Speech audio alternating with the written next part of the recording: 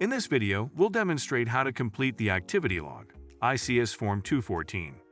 The ICS Form 214 is used to record important activities that have taken place at all levels of the incident command system. It provides a basic record of what happened, when it happened, and who was involved. It helps command and general staff maintain a common operating picture and develop an after-action report post-incident. The ICS Form 214 also serves as a vital legal document, detailing events from a particular day. Audits or investigations can take place months or years later. How is your memory about something that happened, say, 7 years ago? I'm betting you'd want to see the ICS Form 214 to refresh your memory. Let's start with Block 1, Incident Name. In our example, the incident occurred at the Liberty County Fairgrounds, so we will use that as the incident name. Block 2 is the operational period, which, for this example, runs from 0700 hours on August 16th to 0700 hours on the 17th. This form is linked to an organizational unit or resource designator, so we'll insert that title into Block 3. For this example, we will use Communications Strike Team 1. This field is not intended for a specific name, just a title.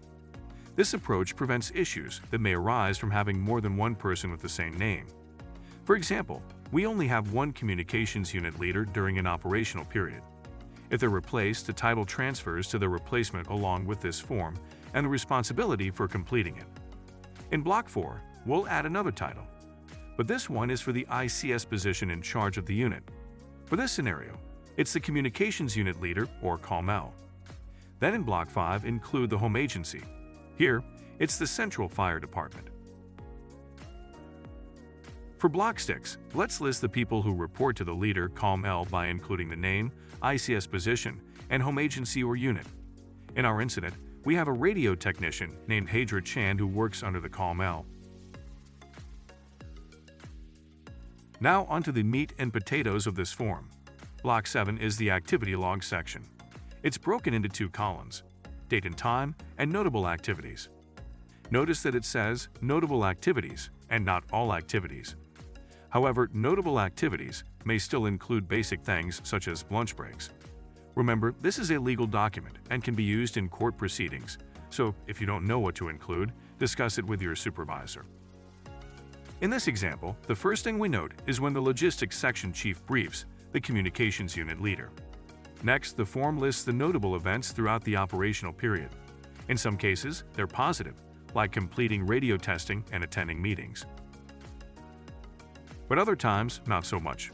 For example, let's say the communications unit truck was involved in a car accident. This would need to be listed under notable activities. Please note that the full details of such an accident do not appear in the ICS Form 214. Those are documented elsewhere. As I mentioned before, this form is critical to planning personnel as they apply it to their common operating picture. If the report indicates that everything is fine, but unreported issues exist, it could lead to uninformed decisions. For example, reporting malfunctioning radio batteries as noted at 0900 helps leadership take action to replace them. Later, if they're asked why money was spent on replacement batteries, they can use this form to justify the purchase. Finally, in Block 8, we'll include the preparer's name, position, signature, and date, and time they completed the form.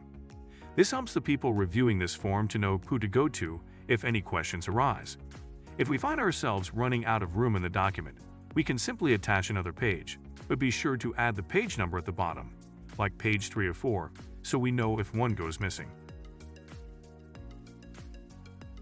That's it for the activity log, ICS Form 214. Thanks for watching.